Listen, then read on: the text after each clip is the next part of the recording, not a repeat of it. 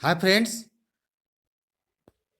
आप सभी लोगों का मोस्ट वेलकम चैनल एजी लर्निंग क्लासेस में। आज देखेंगे सोशल साइंस एसएसटी का MCQ series number third video. इसके पहले सोशल साइंस एसएसटी का एमसीक्यू सीरीज नंबर 1 और 2 वीडियो बना दिए हैं। जो नहीं देखे हैं, डिस्क्रिप्शन बॉक्स में लिंक दे दिया गया है, वहां से जाके हमारी वीडियो को आप देख लें। देन आफ्टर क्या है, नंबर थर्ड एमसीक्यू सीरीज का वीडियो देखें। ये फिर से देखिए, हम सुपर 30 क्वेश्चन लेके आए हैं। याद रखिएगा, एसएसटी का सुपर 30 क्वेश्चन है। ये मेनली आपका सीटेट, जेटेट, एसटेट, कोई भी टीचर एग्जाम का, और उसके अलावा आपका एसएससी, रेलवे, बैंकिंग के लिए भी आपको बहुत उपयोगी ये 30 क्वेश्चन जो हैं, प्रश्न बहुत ज़्यादा इंपॉर्टेंट है। इसी कारण वीडियो को शुरू से लेकर एंड तक अवश्य देखिएगा, ताकि आपको बहुत ज़्यादा फायदा हो सके। आइए तुम स्टार्ट करते हैं। आप क्वेश्चन पढ़ेंगे, क्वेश्चन को हम बताएंगे, उसके बाद कुछ डिस्क्राइब भी करेंगे, और आपको अपने आप में चेक करने का 5 से 10 सेकंड का समय दिया जाएगा। अपने आप को चेक कर सकते हैं इसका सही आंसर क्या होगा। देखिए, फर्स्ट क्वेश्चन है, समय के आधार पर इतिहास का विभाजन प्राचीन काल, मध्यकाल, आधुनिक काल। देखिए, अब अकॉर्डिंग टू समय देखिएगा, उसके आधार पर जो है इतिहास आने की हिस्ट्री का विभाजन मतलब बांटा गया है, 3 पार्ट बांटा गया है। फर्स्ट का नाम है प्राचीन काल, सेकंड का नाम है मध्यकाल। प्राचीन मतलब होता है पुराना काल, कह सकते हैं इसको एंशियंट पीरियड। सेकंड देखिए है मध्यकाल, मतलब जो बीच का काल होता है, इसको बोलेंगे मिडिएबल पीरियड। और देखिए थर्ड आपका है आधुनिक काल, जो अभी चल रहा है वर्तमान, उसे कहते हैं आधुनिक काल, उसे कहते हैं इंग्लिश में मॉडर्न पीरियड। तो ये 3 काल जो है किया गया है, जिसके तहत प्राचीन काल से संबंध है। जिसके तहत प्राचीन काल से क्या संबंध है, उसके बारे में इसको उत्तर करना है। देखिए, अब 4 ऑप्शन कहेंगे आपको, उस ऑप्शन के बाद आपको टाइम मिलेगा। क्वेश्चन समझ में आपको आ गया होगा। 3 काल है, प्राचीन काल, पुराना, मध्यकाल, बीच वाला आधुनिक काल जो अभी नया चल रहा है। जिसके तहत जो है प्राचीन काल से संबंध है, मतलब इसका आपको करेक्ट उत्तर बताना है। ऑप्शन ए पाषाण काल से औरंगजेब की मृत्यु तक, ऑप्शन बी राजपूत काल से मुगल काल तक, ऑप्शन सी औरंगजेब से आजादी तक, ऑप्शन डी पाषाण काल से हर्षवर्धन तक। बताइए फ्रेंड्स, इसका सही आंसर क्या होगा।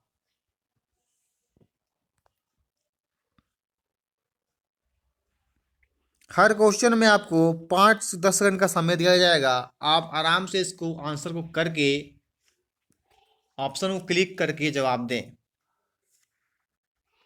क्वेश्चन समझ में आ गया होगा। 3 तरीके से बांटा जाता है, प्राचीन काल, मध्यकाल और आधुनिक काल में।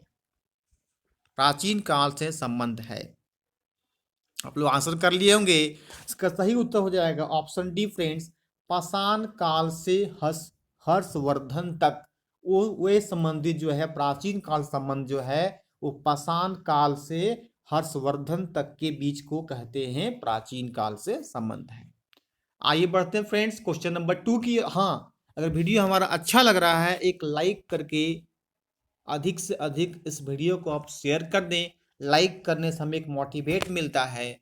और चैनल में अगर फर्स्ट टाइम होंगे, सब्सक्राइब करके बेल आइकन को अवश्य प्रेस कर दें। और भी किसी टाइप का वीडियो चाहिए तो आप कमेंट बॉक्स में आप कमेंट अवश्य करें। आइए बढ़ते हैं फ्रेंड्स क्वेश्चन नंबर 2 की ओर।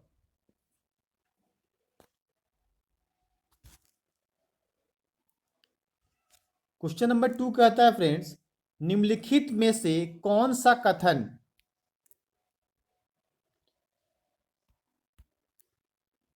निम्नलिखित में से कौन सा कथन प्रशस्ति के बारे में गलत है। मतलब कौन सा, देखिए 4, खासकर देखिए आजकल एग्जामिनेशन में डीपली क्वेश्चन पूछने लगा है। आपको पूरा गहराई तरफ से स्टडी करके एग्जाम में जाना होगा, ताकि किसी टाइप का कोई भी क्वेश्चन आए तो उसको आप आसानी पूर्वक उस ऑप्शन को क्लिक करके सही आंसर करके आप एग्जामिनेशन हॉल से आए। तो कहता है निम्नलिखित में से कौन सा कथन प्रशस्ति के बारे में गलत है। मतलब कौन सा 4 ऑप्शन में एक गलत उत्तर है। ऑप्शन ए, राजा की प्रशंसा करने तथा उनकी संरक्षण पाने के उद्देश्य से ये ज्ञानी, कवि, विद्वान व्यक्ति द्वारा लिखी जाती थी। ऑप्शन बी, प्रायः राजा इन्हें स्वयं लिखा करते थे। ऑप्शन सी, ये जिस काल से संबंधित हैं उस काल के इतिहास के मूल्यवान स्रोत हैं। ऑप्शन डी, प्रशस्ति में शासक या राजा की उपलब्धि का वर्णन किया जाता था। बताइए फ्रेंड्स, इसका करेक्ट आंसर क्या होगा? कथन प्रशस्ति के बारे में गलत है। कौन गलत उत्तर है? चार ऑप्शन है, उसमें से तीन सही है, एक आपका गलत है, वही आपको उत्तर बताना है।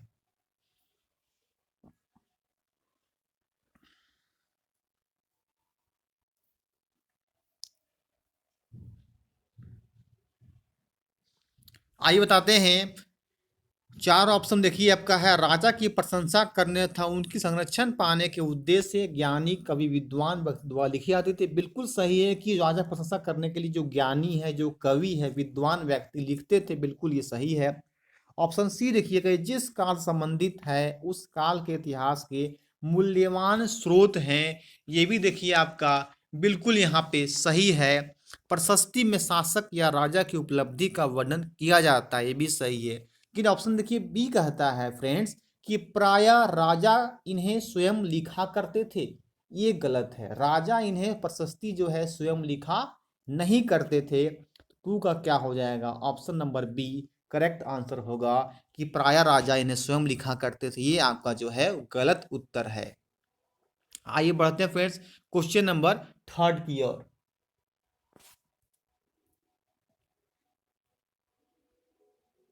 क्वेश्चन नंबर 3 कहता है दोस्तों, निम्नलिखित में से कौन सा कथन प्राचीन हस्तलिपि के संदर्भ में सही नहीं है?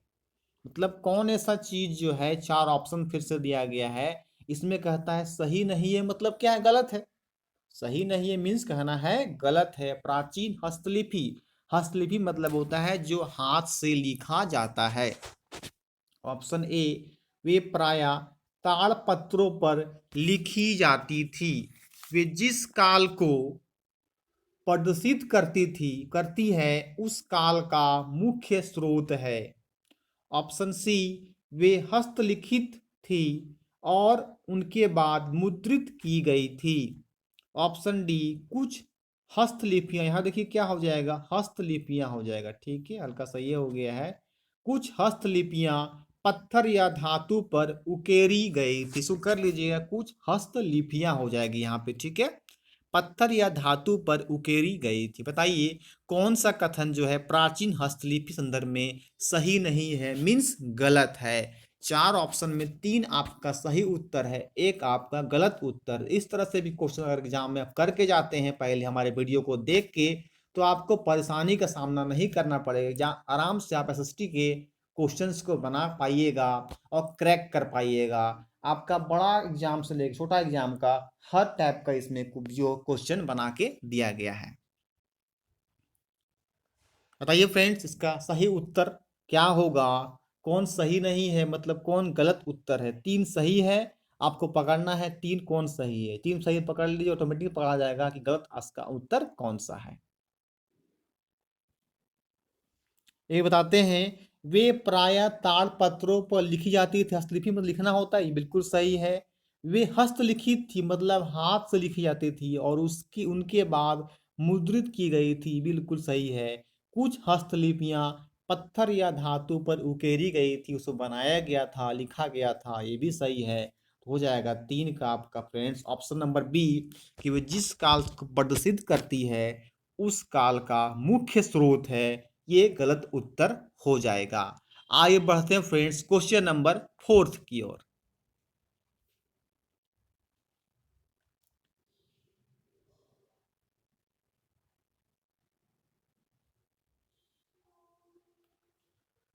क्वेश्चन नंबर 4 कहता है, मगध शासक बिंबिसार निम्नलिखित में से किसके समकालीन थे? बताना है। मगध शासक जो है, नाम क्या है? बिंबिसार। वो निम्नलिखित में से किसके समकालीन थे? Option A Mahatma Buddha, option B सम्राट अशोक, ऑप्शन सी पार्श्वनाथ और ऑप्शन डी चाणक्य। बताइएगा दोस्तों, शासक था बिंबिसार, वो किसके समकालीन थे? मतलब किसके वो समकालीन थे? बताइएगा इसका सही उत्तर क्या होगा।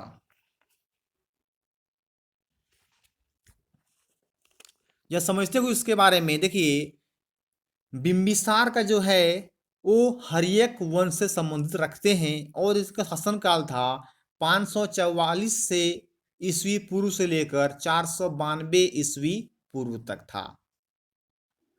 तो किसके समकालीन थे? तो ऑप्शन नंबर ए देखिए हो जाएगा, महात्मा बुद्ध के समकालीन थे मगध शासक बिंबिसार।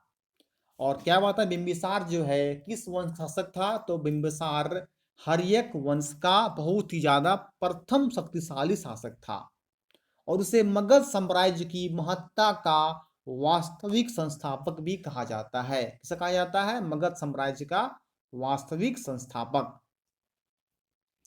और वो समकालीन था आपका महात्मा बुद्ध का, याद रखिएगा। अब देखिए, मगध राज्य की आरंभिक राजधानी कहाँ थी? तो राजगीर थी। उस समय उसे गिरिव्रज कहते थे। तो इतना जानकारी मिल जाता है क्वेश्चन नंबर 4 से फ्रेंड्स। याद रखिएगा, मगध शासक बिंबिसार जो है महात्मा बुद्ध के समकालीन थे।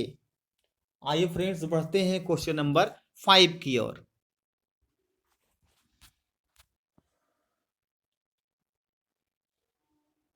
क्वेश्चन नंबर 5 कहता है फ्रेंड्स, नागदशक जो कि हर्यक वंश का अंतिम शासक था। जो नागदशक है वो हर्यक वंश का अंतिम शासक था। उसे शिशुनाग ने मारकर शिशुनाग वंश की स्थापना की। वह क्या था? तो क्या पता, देखिए फिर सुनिएगा। नागदशक जो है हर्यक वंश का अंतिम शासक था। परीक्षा में ऐसे ही पूछ सकता है आपको कि हर्यक वंश का अंतिम शासक कौन था। उत्तर करना होगा आपको नागदशक, और उससे शिशुनाग ने मारकर शिशुनाग वंश की स्थापना की। वह था, देखिए शिशुनाग वंश जो है, शिशुनाग जो है 413 ईस्वी पूर्व से 395 ईस्वी पूर्व तक शासन किया था। और समझेंगे, शिशुनाग ने अवंती तथा वत्स राज्य पर अधिकार कर उसे मगध में मिला लिया था शिशुनाग ने। और उसने पाटलिपुत्र के अतिरिक्त वैशाली को अपनी दूसरी राजधानी बनाया था। शिशुनाग ने क्या किया था? पाटलिपुत्र के अलावा वैशाली को अपना सेकेंड राजधानी बना लिया था। तो शिशुनाग वंश की स्थापना की वह था। ऑप्शन ए नागदशक का सेनापति, ऑप्शन बी नागदशक का पुरोहित, ऑप्शन सी नागदशक का राजवेद, ऑप्शन डी नागदशक का राजकवि। बताइए, वंश की स्थापना की वह क्या था? नागदशक का सेनापति था कि पुरोहित था, राजवेद था कि राजकवि था?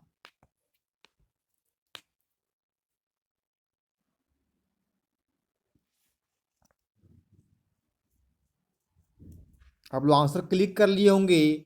वे नागदशक का सेनापति था। ऑप्शन नंबर ए यहाँ पे करेक्ट आंसर हो जाएगा। शिशुनाग जो है वह स्थापना की, वह नागदशक का सेनापति था। आइए फ्रेंड बढ़ते हैं क्वेश्चन नंबर 6 की ओर।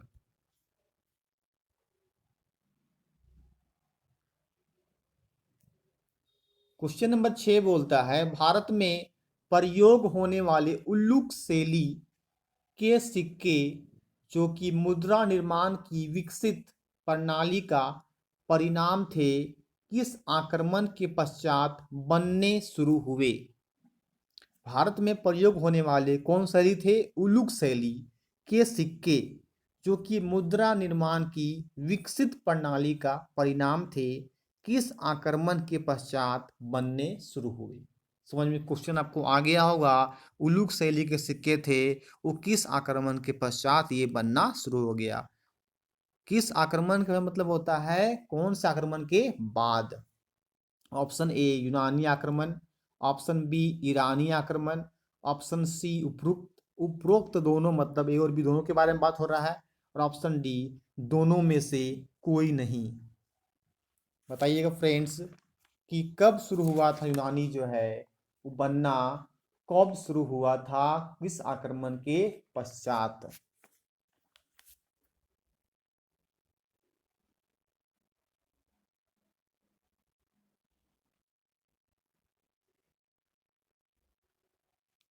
तो इसका सही उत्तर हो जाएगा ऑप्शन नंबर ए। यूनानी आक्रमण के पश्चात, यूनानी आक्रमण के बाद जो है सिक्के निर्माण की उचित प्रणाली का परिणाम थे। कब? यूनानी आक्रमण के बाद। तो इसका सही उत्तर हो जाएगा ऑप्शन नंबर ए, यूनानी आक्रमण। चलिए, आपको समझ में क्वेश्चन ये भी आ गया होगा उलूक शैली के बारे में, सिक्के वाला। आइए फ्रेंड्स, बढ़ते हैं अब क्वेश्चन नंबर 7 की ओर।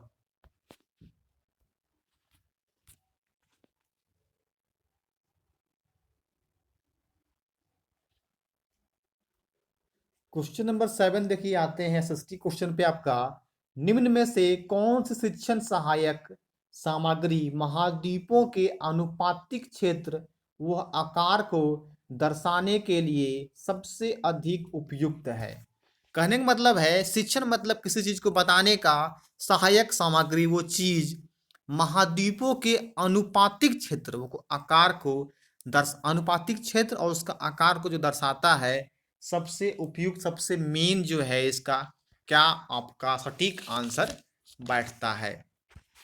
Option A globe, option B विश्व का राजनीतिक मानचित्र, ऑप्शन सी विश्व का भौतिक मानचित्र, ऑप्शन डी पृथ्वी का पोस्टर। बताइएगा फ्रेंड्स, का सही उत्तर क्या होगा? हर क्वेश्चन में टाइम मिलता है 5 से लेकर आपको 10 सेकंड का, उसमें आपको क्या करना है, इसका सही उत्तर कर देना है।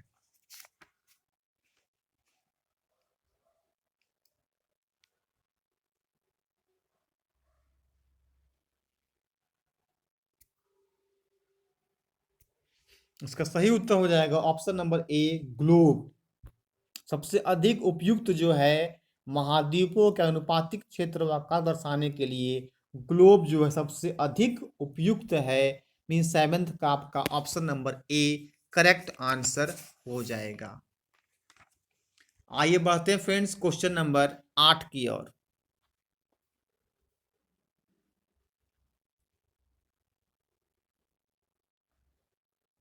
क्वेश्चन नंबर 8 कहता है, विषुव के दिन सूर्य की सीधी किरणें पड़ती है, वो किस जगह पे पड़ती है? विषुव के दिन सूर्य की सीधी किरणें पड़ती है। ऑप्शन ए कर्क रेखा पर, ऑप्शन बी विषुवत रेखा पर, ऑप्शन सी मकर रेखा पर, ऑप्शन डी आर्कटिक वृत्त पर।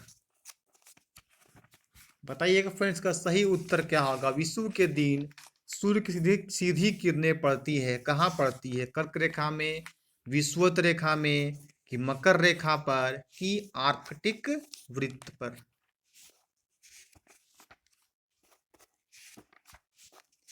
बताइएगा फ्रेंड्स, का सही उत्तर क्या होगा?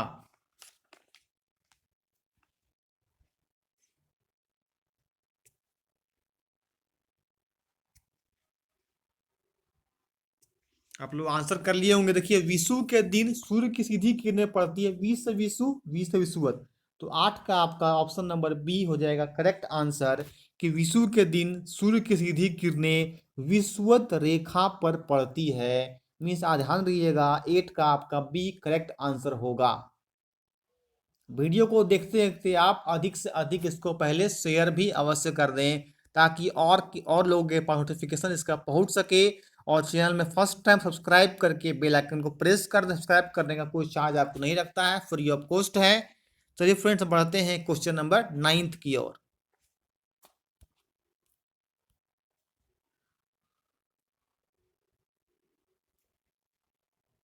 क्वेश्चन नंबर 9 में आए हैं, निम्नलिखित में से कहाँ सभी अक्षांशों पर दोपहर का सूर्य वर्ष में कम से कम एक बार सीधा ऊपर से चमकता है?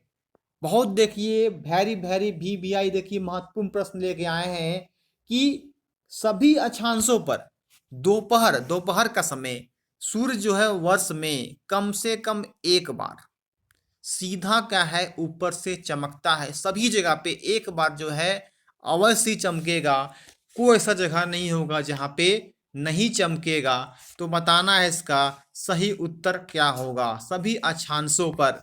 अब आते हैं ऑप्शन पे, कर्क रेखा और मकर रेखा के मध्य, ऑप्शन बी आर्कटिक वृत्त और अंटार्कटिक वृत्त के मध्य, ऑप्शन सी केवल कर्क रेखा और विषुवत वृत्त के मध्य, ऑप्शन डी केवल मकर रेखा और विषुवत वृत्त के मध्य। बताइए, चार ऑप्शन आपके सामने हैं, इसका करेक्ट उत्तर क्या होगा? आप अपने आप को जांच सकते हैं कितने आप 30 में सही आंसर को कर सकते हैं। देन आफ्टर आप कमेंट बॉक्स में बताएं करके कि 30 आउट ऑफ इतना मैंने सही करके दिया, इतना मैं तैयारी जो है बढ़िया तरीके से हो रही है। तो अपने आप के खुद आप जांचें, खुद परखें कितना आप सही उत्तर कर पाते हैं।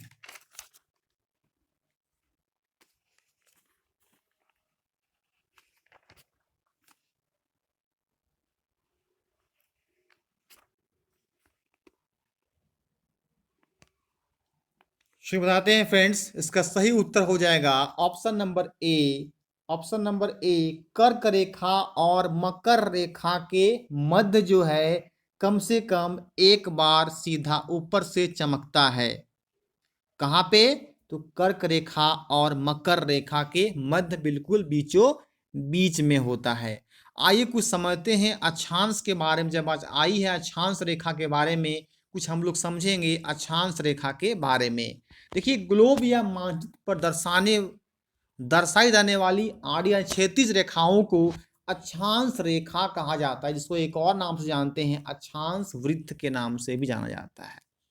और विषुवत वृत्त के उत्तर दक्षिण दिशा में सभी समानांतर वृत्तों को अक्षांश रेखाएं कहा जाता है। और देखिएगा फ्रेंड्स, ग्लोब में कुल अक्षांश रेखाएं 180 डिग्री वृत्त होता है। ये भी आपका रखना है, ग्लोब में कुल अक्षांश रेखाएं 180 डिग्री वृत्त है। और देखिएगा प्रत्येक अक्षांश वृत्त के बीच आपसी दूरी जो है, जितने भी अक्षांश वृत्त होता है ना, उसके बीच में दूरी, आपसी दूरी 111 किलोमीटर होती है। इसको याद रखिएगा कि प्रत्येक अक्षांश वृत्त के बीच की दूरी 111 किलोमीटर होती है। अब देखिए, कर्क रेखा के बारे में बात होता है, इसको इंग्लिश में कहा जाता है ट्रॉपिक ऑफ कैंसर कहा जाता है कर्क रेखा को इंग्लिश में। और मकर रेखा को कहा जाता है इंग्लिश में ट्रॉपिक ऑफ कैप्रिकॉर्न कहा जाता है। याद रखिएगा, ट्रॉपिक ऑफ कैंसर कर्क रेखा और ट्रॉपिक ऑफ कैप्रिकॉर्न मकर रेखा। 23.5 डिग्री उत्तरी अक्षांश को कर्क रेखा कहा जाता है। कहेगा कि कर्क रेखा किसे कहा जाता है, तो उत्तर करना होगा 23.5 डिग्री उत्तरी अक्षांश को कर्क रेखा कहा जाता है, जो उत्तरी गोलार्ध में स्थित है। आइए फ्रेंड्स, बढ़ते हैं क्वेश्चन नंबर 10 की ओर।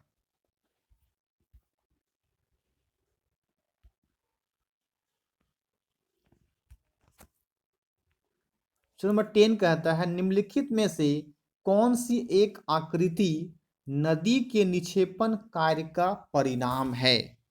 नदी के निक्षेपण कार्य का कौन सा परिणाम है? कौन सी आकृति जो बनावट है वो नदी के निक्षेपण कार्य को बताती है?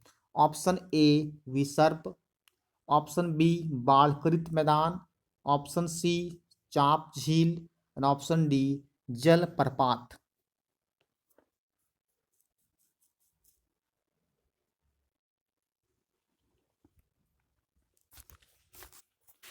बताइएगा फ्रेंड्स, इसका सही उत्तर क्या होगा?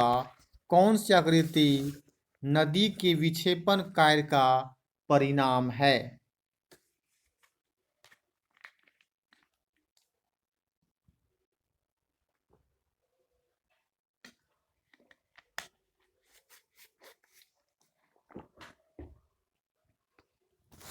देखिए, इसका सही उत्तर हो जाएगा बाढ़कृत मैदान। जब भी बोले आकृति नदी के निक्षेपण कार्य का परिणाम है, सही उत्तर हो जाएगा आपका बाढ़कृत मैदान जो है निक्षेपण कार्य का परिणाम है। आइए बढ़ते हैं क्वेश्चन नंबर 11 की ओर।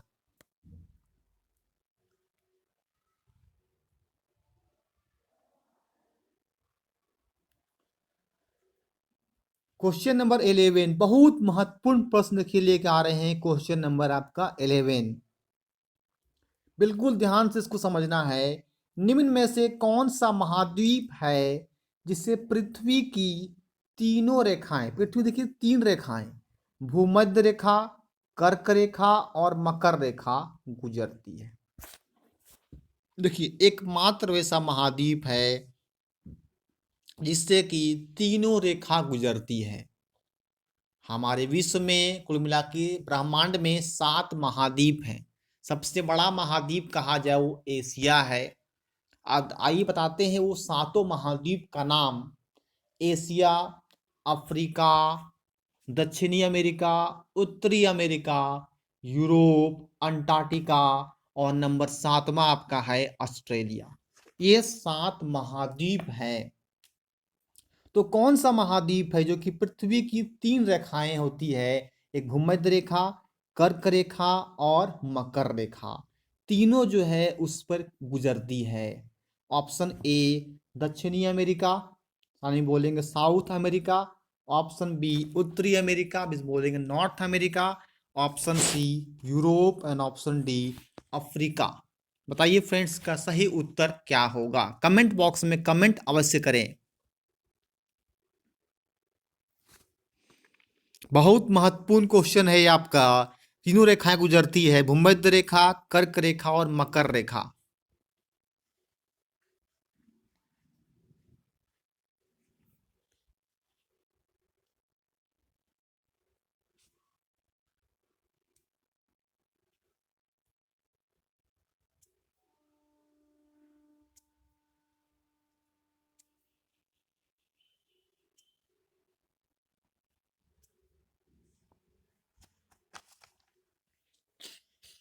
तो ये देखिए अफ्रीका महाद्वीप से तीन रेखाएं गुजरती है, भूमध्य रेखा, कर्क रेखा और मकर रेखा गुजरती है। किससे? तो आपका जो है वो अफ्रीका से गुजरती है। अफ्रीका से तीनों गुजरती है आपका जो है भूमध्य रेखा, कर्क रेखा और मकर रेखा। आइए बताते हैं जो भारत के जो है कर्क रेखा कुल मिला के कितने राज्यों से गुजरती है। कुल मिला के ये 8 राज्यों से कर्क रेखा गुजरती है। भारत के कौन कौन राज्य हैं? गुजरात, राजस्थान, मध्य प्रदेश, झारखंड, छत्तीसगढ़, पश्चिम बंगाल, त्रिपुरा व मिजोरम। ये कुल मिला के 8 राज्यों से कर्क रेखा भारत के 8 राज्यों से गुजरती है, उसका हम नाम बताएं। आइए बढ़ते हैं फ्रेंड्स क्वेश्चन नंबर 12। याद रखिएगा तीनों रेखाएं भूमध्य, कर्क और मकर रेखा गुजरती है अफ्रीका महाद्वीप से। आइए बढ़ते हैं फ्रेंड्स अब क्वेश्चन नंबर 12 की ओर।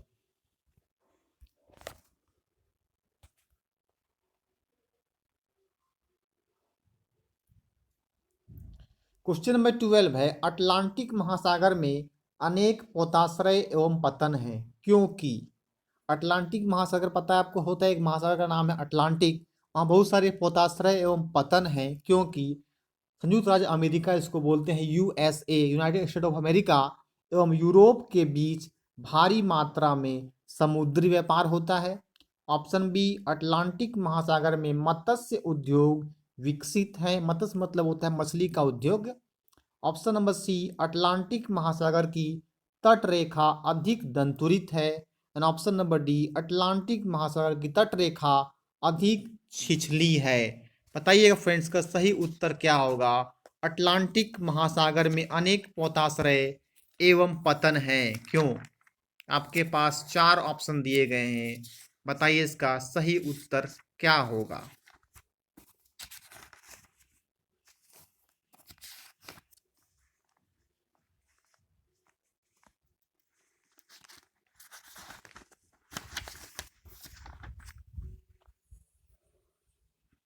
बताते हैं इसका। देखिए ऑप्शन नंबर सी हो जाएगा करेक्ट आंसर आपका। अटलांटिक महासागर की तट रेखा अधिक दंतुरित है, उस कारण से अटलांटिक महासागर में अनेक पोताश्रय पतन है क्योंकि अटलांटिक महासागर की तट रेखा अधिक दंतुरित है। तो ये भी आपको प्रश्न याद रखना है, बिल्कुल ध्यानपूर्वक समझते हुए चलना है। वीडियो हम बढ़िया से आपको डिटेल तरीके की जानकारी दे रहे हैं ताकि जानकारी आपको बढ़िया से अगर होगी तो किसी तरह का कोई समस्या का सामना आपको करना नहीं पड़ेगा। आइए जब आते हैं, जरा सा बात हुई है यहाँ पे अटलांटिक महासागर के बारे में कि जान लें, यह विश्व का दूसरा सबसे बड़ा महासागर है। सबसे बड़ा दूसरा महासागर कहा जाए कौन सा है, तो अटलांटिक महासागर विश्व का दूसरा सबसे बड़ा महासागर है। यह महासागर अंग्रेजी भाषा के एस आकार का है। किस आकार का है? अंग्रेजी भाषा जो है एस आकार का है। व्यापार की दृष्टि से सबसे व्यस्त महासागर है। अगर व्यापार बिजनेस करना किया जाए फ्रेंड्स, सबसे व्यस्त महासागर कहा जाए तो अटलांटिक महासागर है। इसकी दंतुरी तटरेखा प्राकृतिक पोताश्रय पत्तनों के लिए आदर्श स्थित उपलब्ध कराती है। आइए और जानकारी प्राप्त करते हैं। अटलांटिक महासागर का सबसे गहरा गर्त जो है प्योर्टो रिको है। क्या है? प्योर्टो रिको सबसे गहरा गर्त जो है अटलांटिक महासागर का प्योर्टो रिको है। और इसी महासागर में विश्व प्रसिद्ध बरमुडा त्रिभुज स्थित है। इतना जानकारी मिल जाती है आपको अटलांटिक महासागर से, जो कि तटरेखा अधिक दंतुरित है। आइए बढ़ते हैं फ्रेंड्स क्वेश्चन नंबर 13 की ओर।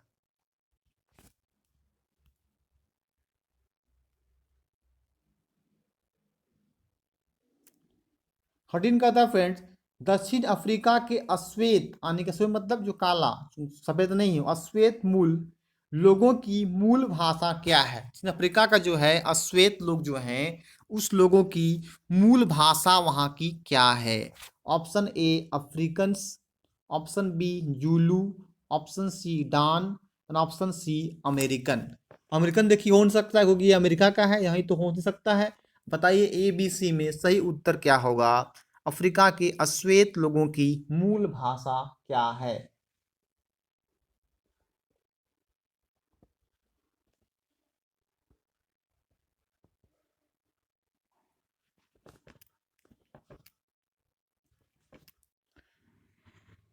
तो फ्रेंड दक्षिण अफ्रीका के श्वेत की लोगों की मूल भाषा आपका ऑप्शन नंबर बी जूलू है। याद रखिएगा, जूलू जो है दक्षिण अफ्रीका के श्वेत लोगों की मूल भाषा है। मीन्स जो है आपका वो option number B correct answer हो जाएगा, जूलू।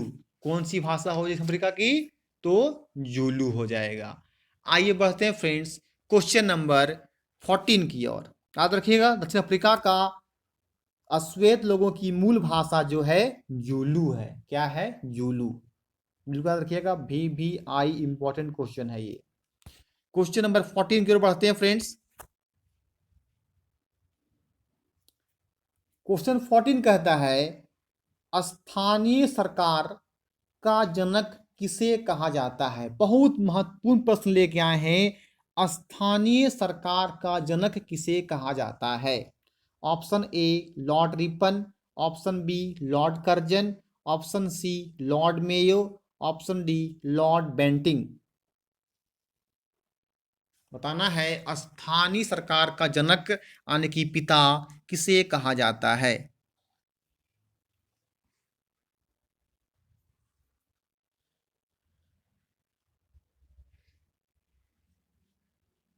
कर लिए होंगे आंसर। याद रखिएगा ये भी बहुत महत्वपूर्ण प्रश्न है। स्थानीय सरकार का जनक लॉर्ड रिपन को कहा जाता है। मीन्स 14 का option number A correct answer हो जाएगा। आइए कुछ समझते हैं स्थानीय सरकार के बारे में। अब देखिए फ्रेंड्स, स्थानीय सरकार का विकास भारत में मानव सभ्यता के विकास के साथ साथ समझा जा सकता है। अगर बात किया जाए प्राचीन काल में भारत में सरकार का स्वरूप स्थानीय स्तर पर ही होता था, उसमें फिक्स किया जाता था स्थानीय स्तर पर।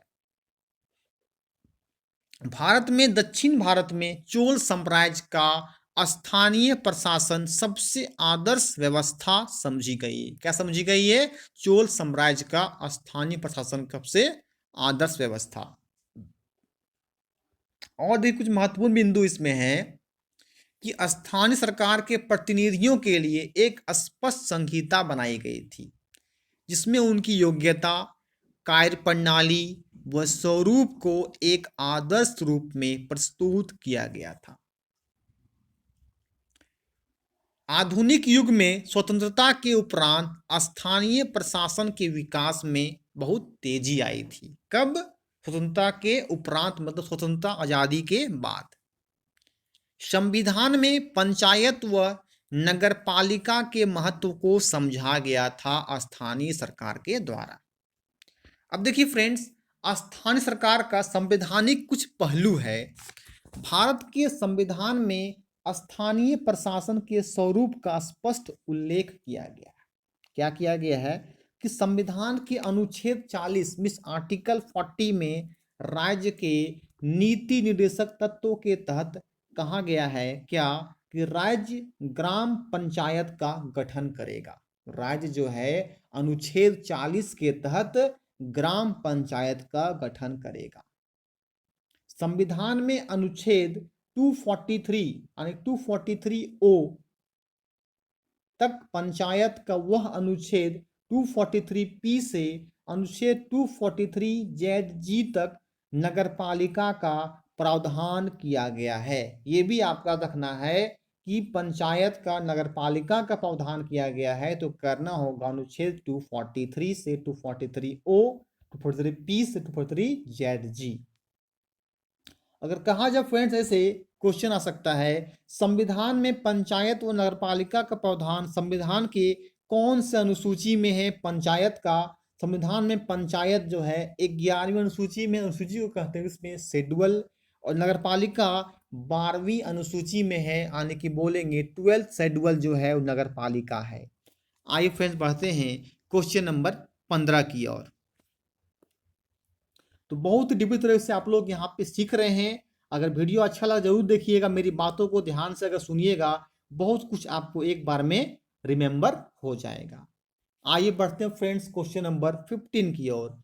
निम्न में से कौन सा एक कर नगर निगम की आय का स्रोत नहीं है। मतलब नगर निगम जो होता है किसी भी शहर में उस आय का स्रोत नहीं है। मतलब 3 है, एक नहीं है।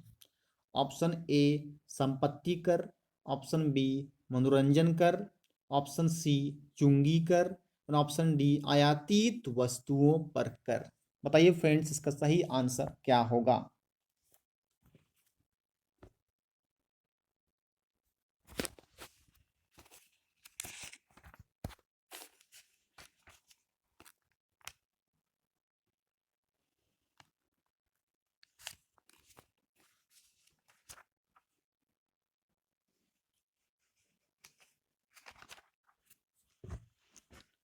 इसका सही उत्तर हो जाएगा आयातित वस्तुओं पर कर। नगर निगम का स्रोत संपत्ति कर भी है, मनोरंजन कर भी है, चुंगी कर भी है, पर आयातित वस्तुओं पर कर नहीं है। इसका 15 का option number D correct answer हो जाएगा। आइए बढ़ते हैं फ्रेंड्स क्वेश्चन नंबर 16 की ओर।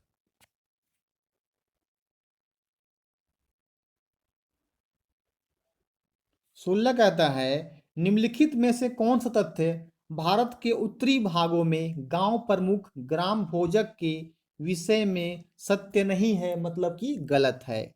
ऑप्शन ए राजा ने उसको कभी टैक्स एकत्र करने के लिए प्रयोग नहीं किया।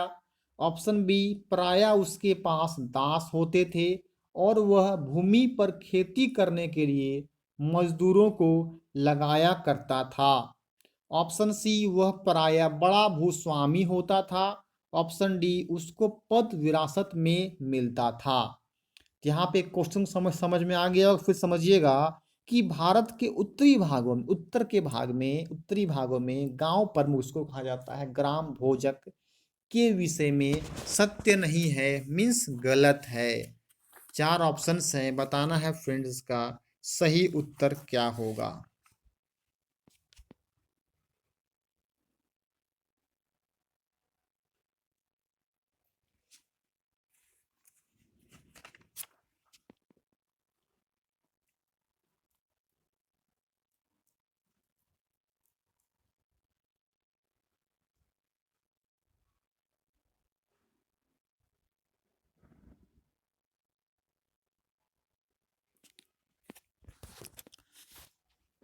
देखिएगा प्रायः उसके पास दास होते थे और भूमि पर खेती करने के लिए मजदूरों को लगाया करता था, बिल्कुल सही है।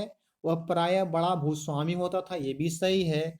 उसको पद विरासत में मिलता था, ये भी सही है, लेकिन ग्राम प्रमुख भी सत्य कौन सा नहीं है, तो राजा ने उसको कभी टैक्स एकत्र करने के लिए प्रयोग नहीं किया था। ये बिल्कुल यहाँ पे जो है गलत हो जाएगा, नहीं किया था नहीं, वो किया था, जो लग गया है 16 का ऑप्शन नंबर ए जो है वो करेक्ट आंसर हो जाएगा।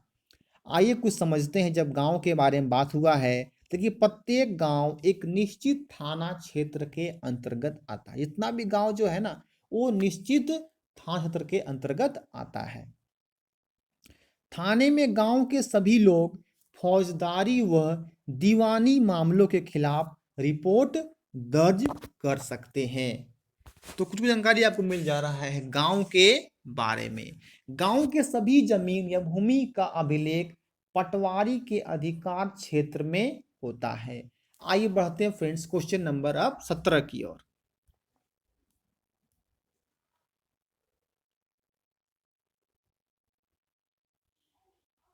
17 है, तमिलनाडु के ग्रामीण क्षेत्रों में मछली पकड़ने के लिए ग्रामीण जिस नाव का प्रयोग करते हैं उसे क्या कहते हैं। अब देखिए तमिलनाडु आपका साउथ इंडियन का एक राज्य है और तमिलनाडु का कहा जा राजधानी तो चेन्नई है। तो ग्रामीण क्षेत्र जो गांव के क्षेत्र में जो होते हैं वो मछली पकड़ने के लिए ग्रामीण किस नाव का प्रयोग करते हैं। ऑप्शन देखिए ए है आपका चीना पट्टी हो जाएगा, चीना पट्टी। ऑप्शन बी चीना वाला। Option C catamaran. Option D चीनी जाल। बोलिएगा चार में सही उत्तर क्या होगा।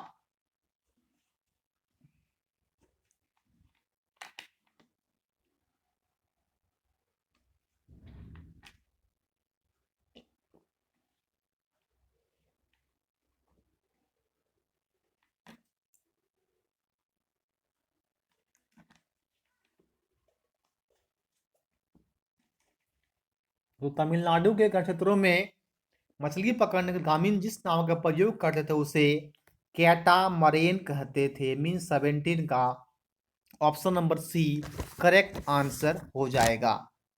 आइए बढ़ते हैं फ्रेंड्स क्वेश्चन नंबर 18 की ओर।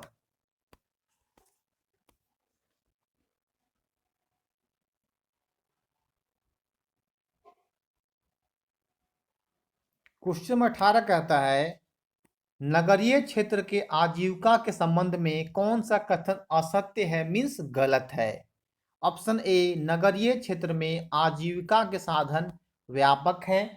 ऑप्शन नंबर बी नगरीय क्षेत्र में केवल व्यक्तिगत साधन ही होते हैं। ऑप्शन सी नगरीय क्षेत्रों में आजीविका के साधनों का व्यापक आधार औद्योगिकरण व नगरीकरण है। ऑप्शन डी नगरीय क्षेत्र में आजीविका कृषि व पशुपालन पर आधारित नहीं होती। बताइएगा फ्रेंड्स नगरीय क्षेत्र के आजीविका के संबंध में कौन सा कथन गलत है मीन्स असत्य है।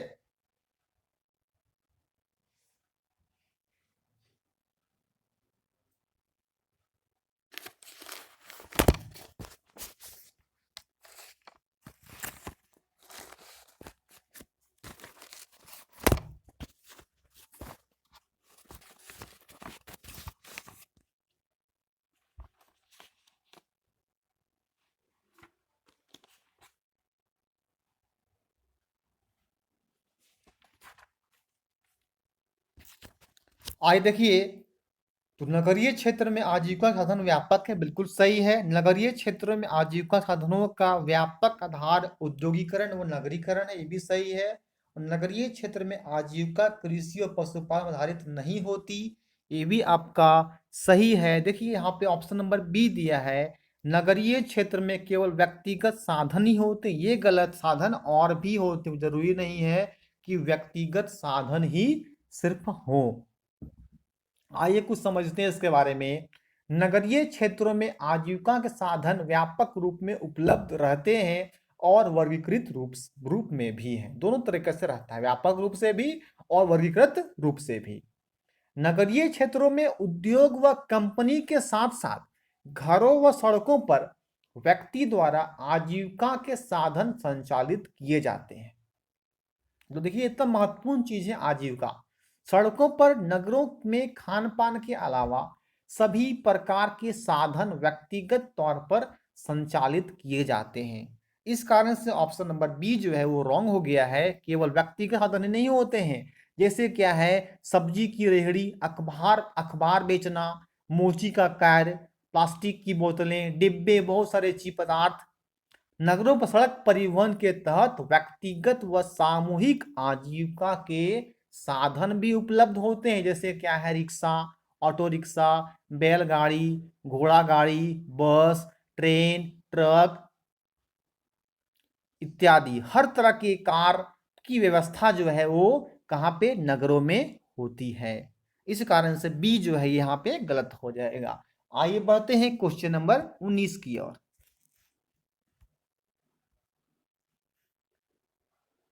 क्वेश्चन 19 की ओर आते हैं फ्रेंड्स। कुछ सामाजिक जो है शास्त्र की ओर पे है, हम लोग जब बढ़ते हैं उस सामाजिक शास्त्र के बारे में जरा सा आपको यहाँ पे बताया जाएगा। सामाजिक अध्ययन के बारे में कुछ यहाँ पे बताया जाएगा। सामाजिक अध्ययन शिक्षण को प्रभावशाली बनाने हेतु, अच्छा बनाने हेतु निम्न दिए गए शिक्षण के सूत्रों में से कौन सा एक अधिक महत्वपूर्ण है? कौन सा जो है वो ज्यादा महत्वपूर्ण होता है? ऑप्शन ए सरल से जटिल की ओर, मतलब आसान से टफ की ओर। ऑप्शन नंबर बी ज्ञात से अज्ञात की ओर। ऑप्शन नंबर सी विश्लेषण से संश्लेषण की ओर। और ऑप्शन डी है उपरोक्त सभी। बताना है यहाँ पे सही उत्तर क्या होगा, अधिक महत्वपूर्ण है, कौन से हैं? सामाजिक अध्ययन शिक्षण को प्रभावशाली बनाने हेतु सबसे फर्स्ट समझिएगा फ्रेंड, सरल से जटिल क्यों जरूरी है, ज्ञात से अज्ञात क्यों जरूरी है, विश्लेषण से संश्लेषण क्यों जरूरी है। तो ऑप्शन नंबर डी यहाँ पे करेक्ट आंसर हो जाएगा। मीन्स 19th का option number D is the correct answer. अगर वीडियो अभी तक लाइक नहीं किए, लाइक करके अधिक से अधिक शेयर अवश्य करें दोस्तों। आइए बढ़ते हैं फ्रेंड्स क्वेश्चन नंबर 20 की ओर।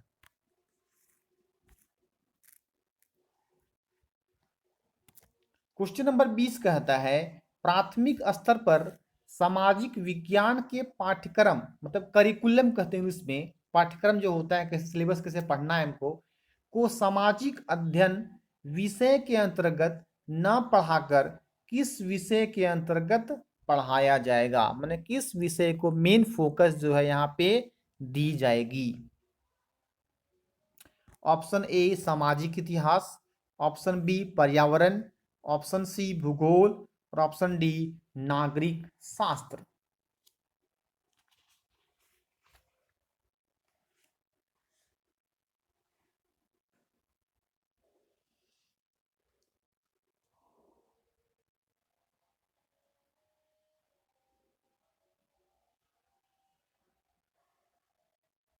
बताइएगा फ्रेंड्स सही उत्तर क्या होगा? सामाजिक अध्ययन विषय के अंतर्गत ना पढ़ाकर किस विषय के अंतर्गत पढ़ाया जाएगा? तो ऑप्शन नंबर बी देखिए हो जाएगा यहाँ पे पर्यावरण। मेन विषय को नहीं पढ़ा, किसको पढ़ाया जाएगा? पर्यावरण के बारे में पढ़ाया जाएगा। मेन चीज क्या है यहाँ पे, शोध क्या किया गया, किस टाइप का हमारा पर्यावरण है, कैसे लोग हैं यहाँ पे, उसके अंदर क्या क्या चीजें हैं, इस कारण से जो है पर्यावरण के बारे में शिक्षा को पढ़ाया जाएगा। आइए बढ़ते हैं फ्रेंड्स क्वेश्चन नंबर 21 की ओर।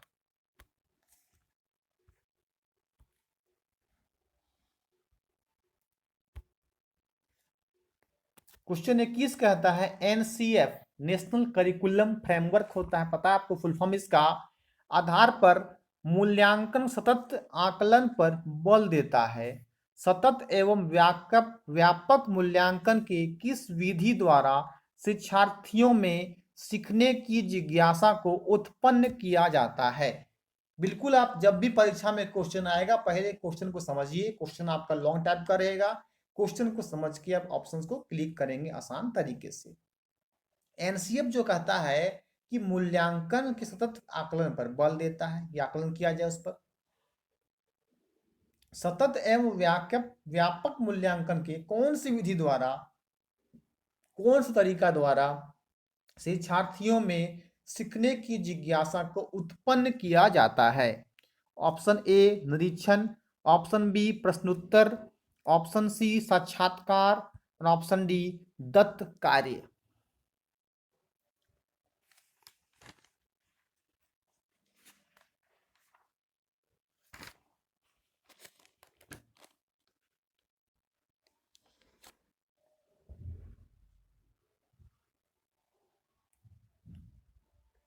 आइए बढ़ते हैं फिर। इसका देखिए सही उत्तर हो जाएगा ऑप्शन नंबर बी प्रश्नोत्तर। किस पर ज्यादा उत्पन्न उत्पन्न करना चाहिए सीखने की जिज्ञासा को? प्रश्नोत्तर पे, कि प्रश्नोत्तर लोग कितना बढ़िया किया है। तो आपका हो जाएगा 21 नंबर का बी यहाँ पे करेक्ट उत्तर हो जाएगा।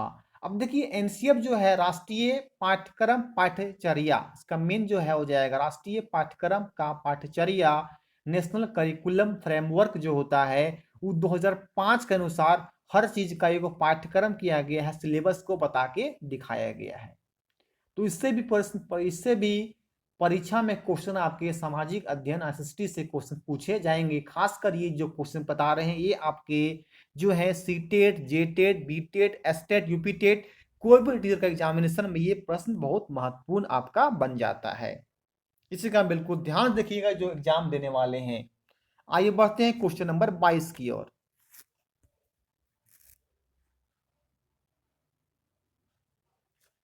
क्वेश्चन 22 का था दोस्तों, स्वतंत्रता सभी वर्गों और प्रांतों के योगदान की चर्चा को एनसीएफ पाठ्यक्रम के अनुसार सामाजिक अध्ययन के किस उपविषय के अंतर्गत रखा गया है? मतलब कौन सा विषय के अंतर्गत, कौन सा उपविषय के अंतर्गत इसको रखा गया है? सभी वर्गों स्वतंत्रता के योगदान चर्चा को किस में करते हैं? एनसीएफ, नेशनल करिकुलम फ्रेमवर्क, राष्ट्रीय पाठ्यक्रम का पाठ्यचर्या।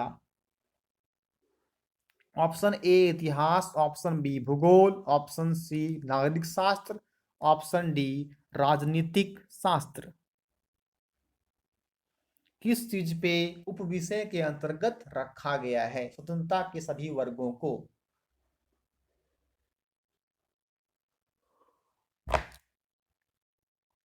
इसे फ्रेंड्स ऑप्शन नंबर ए इतिहास में रखा गया है। सामाजिक अध्ययन किस उपविषय में रखा गया है? तो इसको याद रखिएगा फ्रेंड्स, इसे इतिहास में रखा गया, इतिहास यानी कि हिस्ट्री में रखा गया है। आइए बढ़ते हैं क्वेश्चन नंबर 23 की ओर।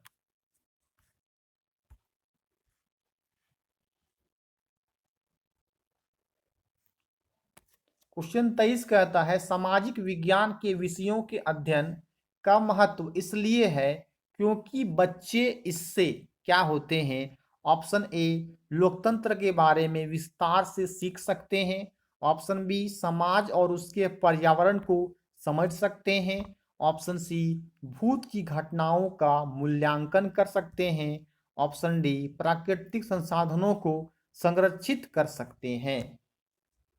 फिर समझिए क्वेश्चन को, सामाजिक विज्ञान के विषयों के अध्ययन का महत्व इसलिए है क्योंकि बच्चे इससे, आपको 4 ऑप्शन दिए गए हैं, समझिए ऑप्शंस को, इसका आंसर को करेक्ट कीजिए।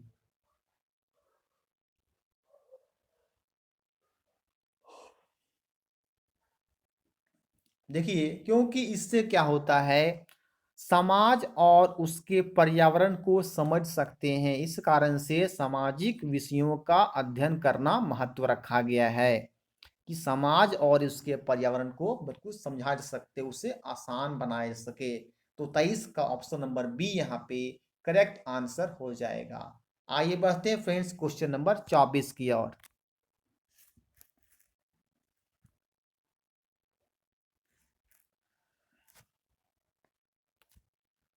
24 कहता है सामाजिक विज्ञान शिक्षण का आधार पत्र किस पर बल देता है? सामाजिक विज्ञान शिक्षण का आधार पत्र किस चीज पर बल देता है? ऑप्शन ए विभिन्न मतों का सम्मान करना तथा विचारों व अभ्यासों का परीक्षण करना, ऑप्शन बी याद करने को प्रोत्साहित करना, ऑप्शन सी सामाजिक पदानुक्रम को स्वीकार करना, ऑप्शन डी पाठ्य पुस्तकों का प्रयोग अधिक करना।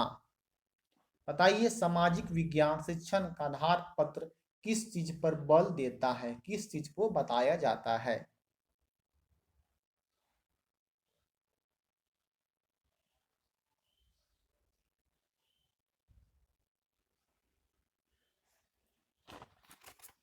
बताइए फ्रेंड्स का सही उत्तर क्या होगा। आपके सामने क्वेश्चन है, 4 ऑप्शन दिए गए हैं और इसका सही उत्तर को बताना है, किस पर बल देता है।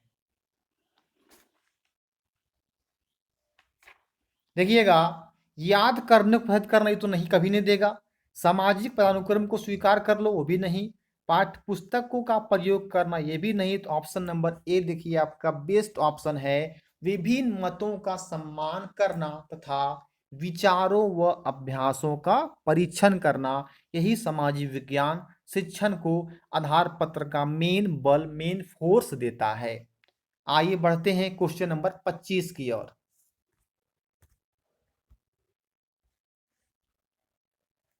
क्वेश्चन नंबर 25 है, देखिए बहुत महत्वपूर्ण प्रश्न लेके आए हैं क्वेश्चन नंबर 25 में VBI, जो कि सब एग्जाम के लिए इंपॉर्टेंट है, चाहे सीटेट से लेकर कोई भी एग्जाम का हो, ये क्वेश्चन बहुत महत्वपूर्ण है।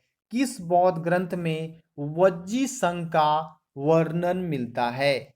ऑप्शन ए सूत निकाय, ऑप्शन बी अंगुत्तर निकाय, ऑप्शन सी दीर्घ निकाय, ऑप्शन डी विनय पिटक।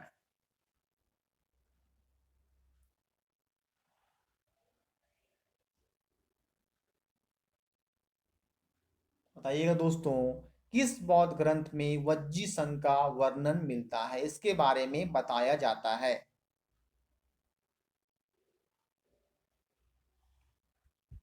इसका सही उत्तर हो जाएगा ऑप्शन नंबर सी, दीर्घ निकाय में वज्जी संघ का वर्णन मिलता है। किस चीज में मिलता है, तो दीर्घ निकाय में वज्जी संघ का वर्णन मिलता है बौद्ध ग्रंथ में। अब देखिए, बौद्ध आने की महात्मा बुद्ध के नाम से पड़ा है। अगर कहा जाए बौद्ध धर्म संस्थापक जो कौन थे, महात्मा बुद्ध थे। आइए बढ़ते हैं क्वेश्चन नंबर 26 की ओर।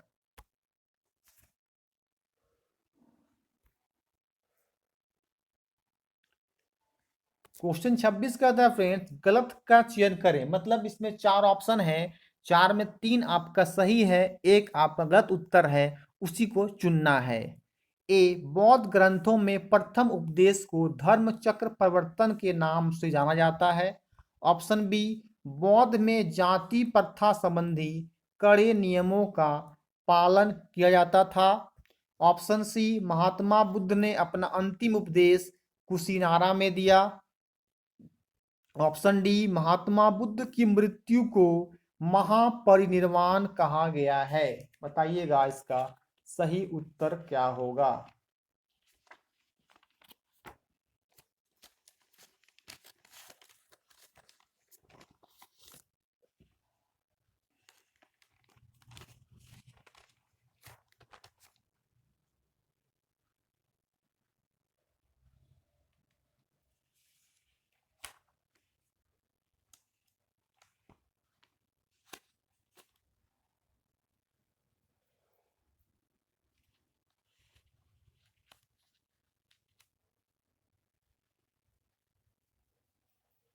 बताइए दोस्तों, 3 इसमें सही ऑप्शन है, एक गलत है, वही लिखा हुआ है, गलत का चयन करें। इस तरह का एक परीक्षा में क्वेश्चन पूछ लिया जाता है जहाँ पे कंफ्यूज कर जाते हैं। आइए समझते हैं इसके बारे में, इस क्वेश्चन को।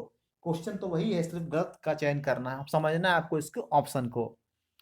बौद्ध ग्रंथों में प्रथम उपदेश को धर्म चक्र प्रवर्तन के नाम से जाना जाता है, ये बिल्कुल आपका सही है। सबसे प्रथम जो है कहा जाता है, धर्म चक्र प्रवर्तन के नाम से कहा गया है।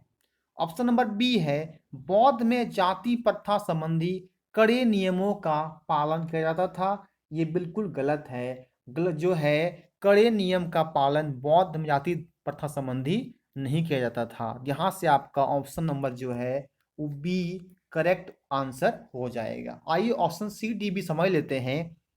महात्मा बुद्ध ने अपना अंतिम उपदेश कुशीनारा में दिया, बिल्कुल सही है। महात्मा बुद्ध जो है अंतिम उपदेश वो कुशीनारा में दिए थे। और ऑप्शन नंबर डी कहता है, महात्मा बुद्ध की मृत्यु को महापरिनिर्वाण कहा गया है, ये भी सही है। कि महात्मा बुद्ध की मृत्यु को महापरिनिर्वाण के नाम से कहा गया है? तो यह जानकारी आपको इतना ही मिल जाता है कि प्रथम उपदेश धम्मचक्र प्रवर्तन, अंतिम उपदेश कुशिनारा और महात्मा बुद्ध की मृत्यु को महापरिनिर्वाण कहा गया है। थोड़ा कुछ और समझ लेते हैं महात्मा बुद्ध के बारे में। देखिए, बौद्ध धर्म के त्रिरत्न है। कितने रत्न है? तो बौद्ध धर्म के त्रिरत्न है बुद्ध, धम्म तथा संघ। तीन रत्न हैं बुद्ध धर्म के, बुद्ध, धम्म तथा संघ। बुद्ध के उपदेशों में सबसे महत्वपूर्ण चार आर्य सत्य हैं, जिसमें पूरे धर्म का सार क्या है? निहित है। और क्या कहा महात्मा बुद्ध ने? दुख संसार में सर्वत्र हमेशा दुख ही दुख है, वो कहा गया है। देखिए, दुख को हरने वाले अष्टांगिक मार्ग को मध्यम मार्ग तथा मुज्जिम प्रतिपदा भी कहते हैं। इन्हें भिक्षुओं का कल्याण मित्र कहा गया है। ये चीज आपको याद रखने वाली चीज है। और महात्मा बुद्ध ने अपनी शिक्षा सामान्य लोगों की भाषा प्राकृत में दी थी। कहा जाएगा महात्मा बुद्ध ने अपनी शिक्षा किस भाषा में दी? तो प्राकृत भाषा में दी, ताकि लोग उनका संदेश को क्या कर सके? समझ सके। देखिए, बौद्धों का सबसे पवित्र एवं महत्वपूर्ण दिन या त्योहार जो है वो बैसाख पूर्णिमा है, जिसे बुद्ध पूर्णिमा के नाम से जाना जाता है।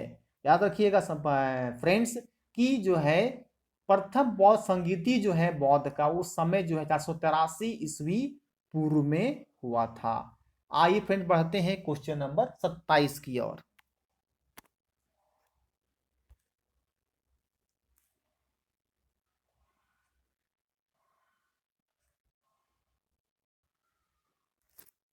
27 कहता है, बुद्ध ने कहा कि लोग किसी शिक्षा को केवल इसलिए नहीं स्वीकार करें कि यह उनका उपदेश है, बल्कि वे उसे, बुद्ध ने कहा कि लोग किसी शिक्षा को केवल इसलिए नहीं स्वीकार करें कि यह उनका उपदेश है। उपदेश क्या है? वे उसे अपने विवेक से मापें, अपने संबंधियों से पूछकर ही अपनाएं।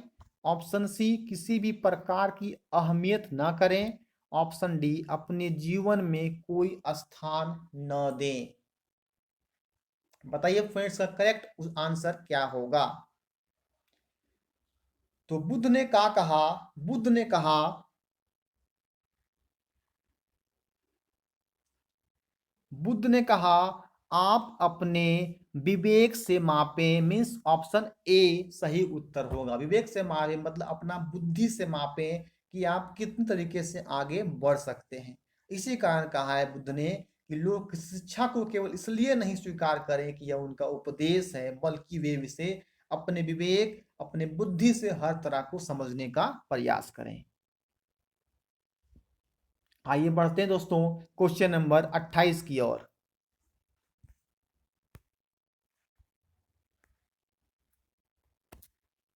28 कहता है, निम्न में से कौन सा कथन असत्य है, माने गलत है? पृथ्वी का वायुमंडल तीन गैसों का मिश्रण है। ऑप्शन नंबर बी, पृथ्वी पर हीलियम गैस उपलब्ध नहीं है। ऑप्शन सी, सांस लेते समय ऑक्सीजन व नाइट्रोजन अधिक मात्रा में लेते हैं। ऑप्शन नंबर डी, पौधों को जीवन के लिए ऑक्सीजन जरूरी है। तो बिल्कुल सही आपको लग रहा होगा कि पौधों को जीने के लिए ऑक्सीजन जरूरी तो है ही। तो बताना है निम्न में से कौन सा कथन, यानी कि जो चार आपका स्टेटमेंट दिया गया है वो गलत है, यानी कि असत्य मतलब होता है गलत है। बताइए फ्रेंड्स, का सही उत्तर क्या होगा?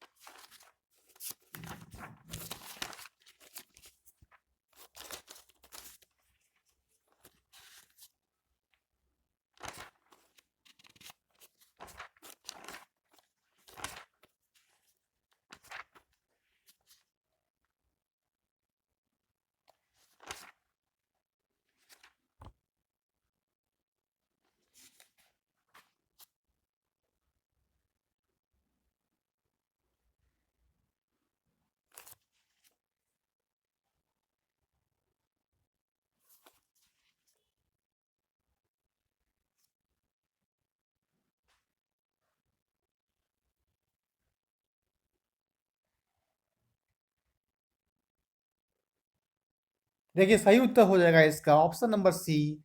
सांस लेते समय ऑक्सीजन व नाइट्रोजन अधिक मात्रा में लेते हैं, ये गलत हो जाएगा। दोनों अधिक मात्रा में नहीं लेते हैं, लेते हैं दोनों अधिक मात्रा में नहीं लेते हैं। आइए बढ़ते हैं फ्रेंड्स क्वेश्चन नंबर 29 की ओर।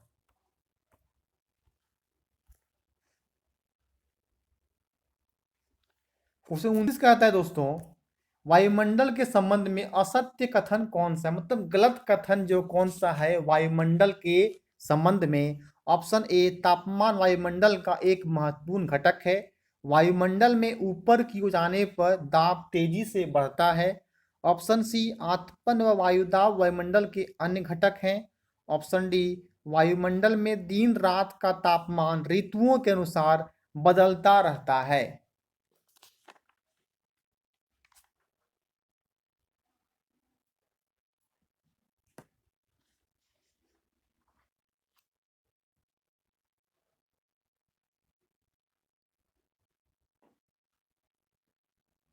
देखिए सही से उत्तर हो जाएगा इसका ऑप्शन नंबर बी जो है गलत है, कि वायुमंडल में ऊपर की ओर जाने पर दाब तेजी से बढ़ता है। ये आपका जो है गलत उत्तर हो जाएगा। आइए बढ़ते हैं क्वेश्चन नंबर आज का लास्ट और अंतिम प्रश्न, क्वेश्चन नंबर 30 पे।